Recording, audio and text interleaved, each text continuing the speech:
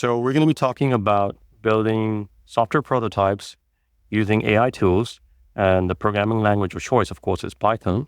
And we will be discussing examples of time series analysis, and the domain-specific area that we will be talking about is financial analysis. And we'll be using this kind of a capability to build an algorithmic trading system. So let's get to it. Now, we are familiar with all these concepts of machine learning, data analytics, rules-based, data-driven decisions. However, the application of building software using these AI tools is very recent innovation, thanks to, in part, by the Gen AI tools that are now available for us. So we'll be discussing on how we can adopt and adapt these AI tools in building these financial applications. But before we get to that, let's look into what are the base skills necessary to achieve something like this, right? It's not set in stone that we should follow one approach to the other, but more importantly, the technical skills and the business skills that are essential to build such applications are very much important, because an AI tool is just a tool. The success or the secret sauce in all of this is the individual or the human being with the relevant and required skill sets necessary to achieve this. So there are certain foundational skills, there are data-specific skills, there are problem-solving skills, there are professionalism and collaboration expertise that are required, and of course, there is this knowledge that a person should have to be able to build such things, and at the least, interpersonal skills. Because if you're not able to communicate, you're not able to collaborate, we will not be able to build things at scale that we are accustomed to. All right. So the next thing is, we all are aware where we are today, but it's important to realize how we got there. So in the 1950s to 1970s, the early foundations of the software development was laid. And from there on, we came across this object-oriented programming concept. And then, of course, there was this internet revolution in the 90s. But why I'm discussing this is we have to realize that there's a journey that we have come across where we are today in this AI revolution that we are in today. So every stage or every step that we passed led us to where we are today. And more importantly, this is where we have to consider adopting to such technologies, because over time, things evolve. So what is important to realize is in the early 2000s to mid 2000s, we had this cloud transformation journey or cloud journey that we're now aware of and how things have turned out to be. And then from late 2010s up to pandemic level, we were all using some way or form algorithms or data-driven machine learning models in our daily lives without even noticing it. For example, these recommendation engines from Netflix or from Spotify, you were having these playlists that are being recommended. And of course, there were a lot of other things that we were getting exposed to, but it was very much behind the scenes. Now, from the advent of this Gen AI tools that have now come into mainstream, especially the LLM models that are out there, as individuals, as users, we are now directly interacting with AI. And this has opened up a whole new paradigm of things that are with the possibilities that are endless now. And I am really excited during this period because I come from a technology background and a business background. So what happens is, if a person like me who understands business problems and solutions, I can now use these Gen AI tools to quickly iterate and prototype without waiting for a large team to come in and be available for me to do this. So this is enabling a lot of creativity. It's enabling a lot of rapid prototyping, and it's enabling a lot of innovation, which was pretty much there in the past, but the pace at which we are doing it now has accelerated. As I mentioned in the beginning of the session, we are going to be talking about financial analysis, which is a specific domain area of time series analysis. So some of you may have already experienced in one shape or form time series analysis, right? So the first point, obviously, is the financial use case of algorithmic trading and risk management, which we'll be covering in this part of this discussion and topic. In the case of healthcare, there's patient monitoring and epidemiology, In the case of maintenance, there's predictive maintenance, quality control, which is used by facilities, industries, process industries, and manufacturing industries. There's demand forecasting and inventory management across many different industries. In energy, in power generation, and power management, there is energy load forecasting and smart grid management. Again, they are based on time series data that comes in, and they are managing their business around that. We all know weather is time driven. Every minute, every hour, every day, every week, we know how the weather is behaving in forecast, and we are able to see these forecasting events day in, day out, and we interact with it on a regular basis. Network traffic analysis and fraud detection. This is again for the data networks. So every packet, every information is timestamped. Fraud detection is also in the form of time series, where we know the behavior in the past based on a particular time, and if it's currently not following a certain pattern based on the time, of course, we can determine what's going on, and then we can manage the behaviors accordingly. Economic forecasting and public health monitoring is also time-based, obviously not at the granular level, but it's usually on a weekly, daily, monthly, quarterly. So those are the aspects of time series.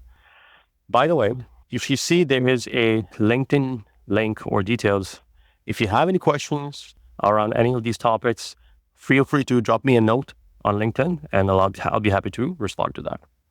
Again, we all know AI is there. It's here to stay. Now we are accelerating the adoption and adaptation of AI into our daily lives. Up to 26% of the world's GDP will be contributed, or there will be a contribution of increase of 26% by AI in the next 4 to 5 years. We are really in an exciting time. Of course, some of us are a bit concerned that what will happen to the current way of doing things. As I mentioned earlier, it's an evolutionary journey that we already have been accustomed to. So we have to adapt this into our daily lives, into our professional lives, and then leverage it for the next stage in our careers, in our profession, in our personal lives. Okay, so what am I doing? This chart, what does it depict? I come from a program management background. I come from a business solution background. I come from a technology background. So it's important that there's a method to the madness that we do, right? So everything has to have a flow. Everything has to have a structure. This way, it is repeatable. It is comprehensible. People can collaborate in it. So what I've done is to build such a prototype, I've mapped 2 methodologies onto one. I've taken the data management methodology used in data science called CRISP and aligned it with the lean development methodology, which we all are aware of. It's in the software development cycle to come up with this model.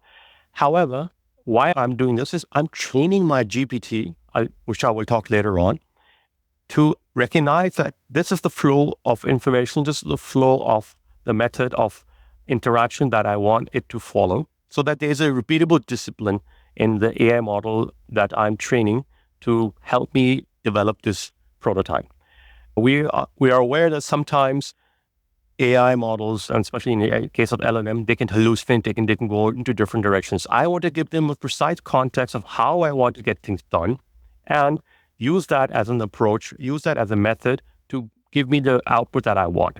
So in the subsequent slides, I will talk about what else am I doing. So I'm using such approach, such methodology, to train the model to realize and recognize this is the flow of information I want it to follow. Okay.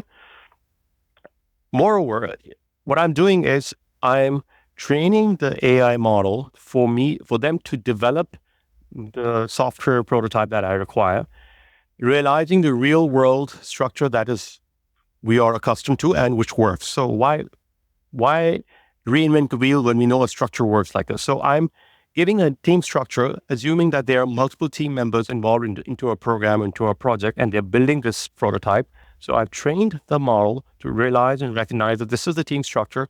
They should be able to interact with each other, question each other, and come up with the right software prototype, which is validated by all these different teams that are out there in this. So we all know there are software developers, data scientists, data analysts, domain experts, quality assurance team members, security specialists, DevOps engineers, data engineers, and so forth. So all of that I've used as an information, and I've trained an AI model to realize and recognize and build me a software prototype based on these conditions. Another thing that I was talking about earlier is I've adopted a lean approach mapped onto a data management approach to let the model realize and recognize what process to follow, right? So it has to follow a certain process to give me that design output or desired output that I'm looking for. Now, I've also trained the model to realize that this is the architecture that I'm looking for, right? So there's a data ingestion or data collection, data pre-processing, there's a strategy implementation for the algorithmic trading system that I'm building. There's a backtesting engine that it needs to recognize. There's a risk management criteria that needs to follow and how it should execute the trade. What are the optimization parameters that it needs to consider, and what are the monitoring and logging capabilities I want to be able to debug and then understand how the application is behaving. So I even trained the AI model to realize the architecture that I'm looking for. Another thing what I did was, some of you are from the computer science background, you will be aware that there are design patterns in everything that we do. So I went a step further and I defined the modules that I'm looking for. I listed down what the functionalities I'm looking for and what potential design patterns that can be considered. So even though I'm like prompting this to the AI model that consider these factors, but I've also asked the AI model to continuously learn from what prompts that I initiate as a chain of thought and the engagement that I have with our model. So as and when the prototype evolves or the software evolves, and I engage in certain prompts with that model, it should evolve itself. So even though this is a starting bit, but I've also kept a room for evolution. Now, how did I use these AI tools? Okay. You're all aware there's ChatGPT out there. So ChatGPT 4.0 was the LLM model that I had used. There's a feature within ChatGPT where you can build your own custom GPTs. So I built this custom GPT called QuantLab, which allows me to research, allows me to define certain delivery model methodology and structures.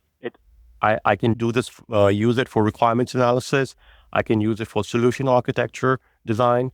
And then eventually, obviously, I will be using it for generating boiler code or template code, which then goes into GitHub Copilot using Visual Studio Code.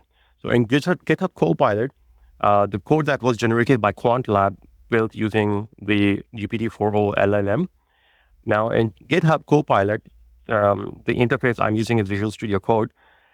The code refactoring happens, the debugging and testing of that code happens. And of course, since I'm building an algorithmic trading system using time series analysis process or the structure, I have to identify certain parameters and I have to tune then optimize them to get the desired output. Even though I'm referencing an example of financial services, this time series based data analysis can be done on any kind of time series data. Okay. So now, what is the approach that I used? And this is what I also used to train my GPT-4o model, right?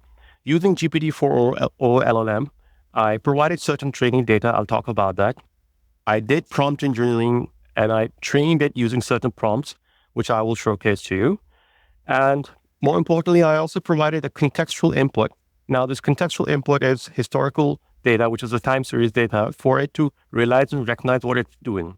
Instead of it hallucinating, I gave it specific data points that it should consider for building such a prototype. And more importantly, it's important to give context to the model. Now, what are we doing? We're building an algorithmic trading strategy, right? So what's important is I gave a strategy input. So there are certain research documents out there, which I came across when I felt it has a promising potential. I used that research document and I loaded it into GPT-4o LLM into my custom GPT. And with all that input, and of course, a lot of iteration and a lot of refactoring, I came across a boiler code. This boiler code, as a step one, eventually went into the step two, which is the Visual Studio code. And using GitHub Copilot, I refactored and retested that code. And it was able to generate process data. Now, of course, what I did was, if you remember, there was a data ingestion and data collection class or process that I was considering. So the market data would be pulled out from the broker data source, and that will be then processed. And then this process data goes back into the custom GPT, which is based on GPT-4o LLM. I can do exploratory data analysis. So there are data analysis and analytical capabilities in GPT-4o. I can do visualizations, I can do insights. And based on those insights, I can understand what is the behavior of that data. I can go back into Visual Studio Code and do a optimization run or parameterization tuning run. And eventually, once I'm happy or when I feel it's getting the right output, I can consider this as a prototype, which is base, and then I can take it next step forward. All right, good. So another thing I did was I had, if you remember, there was a system architecture that I put together, right? So I trained the AI model using this system architecture, which is again not a hard and fast rule, but it was a starting point for the model to realize that this is the output I'm looking for, and follow this architecture design that I intend to generate. Okay. All right. So some of the prerequisites for building such an AI model or custom GPT model was I had to train it a lot for over a couple of days, but it was a week of training, prompt engineering, to and fro, eventually to a stage where I felt this is okay. The output of the code is sufficient enough for me to play around with or get the necessary desired results. By the way, this AI model or the custom GPT, I call it QuantLab. So the link you see here, it's publicly available. You can copy paste this, or you can follow this link into your GPT, chat GPT, and it should take you to that custom GPT that I built, and you're free to use that. There's another thing I need to highlight is that you need to provide certain specific context to the model. Someone may call it RAG, someone may call it context, but I ended up pulling this research paper, which defined a very promising trading strategy. But of course, this is not a talk on financial advice or on building commercial grade trading systems. This is just for educational purposes. But using this educational document, I was able to give a context to the model for it to realize and recognize what are the rules I'm looking for, right? And it did a pretty good job. More importantly, I also provided the model a starter code from my previous projects, which I knew works fine and there were no bugs in it. So at least it understands that the structure of the code, the way I prefer to write or prefer to read, because this is personalized to me. So these inputs were all provided to the QuantLab GPT model that I had trained. Now, let's see. Let's do a walkthrough. All right, enough talk. Let me show you what it looks like. All right. So here we are. All right, let's start from the beginning. Well, a lot of training, as you can see. So I provided like a starter code, which is a Python script. I provided that contextual trading strategy to the model. And of course, it started generating certain outputs. I gave all these different prompts to it. You can see all these different prompts to it. And eventually, after several iterations, and by the way, you can see, you can even do graphical visualizations in GPT-4o. So this is an amazing tool for that. And you can do tables. I kept on prompting. It kept on giving me different results. It started giving me code that I'm looking for. And with a lot of to and fro, eventually I got to a point where I was satisfied that this is something I can work with. And then what? But before I go to the execution side of it, let me show you what this QuantLab is all about, right? So let me just go into this edit functionality of this custom GPT. I'll go into configure, right? So I'm showing you all these things of how I had actually built this QuantLab as a custom GPT. So there is the capability within GPT-4o where you can build your own custom GPT. I'm sure you can find more details around it, but just to give you a summary of how it works, you have to give it instructions.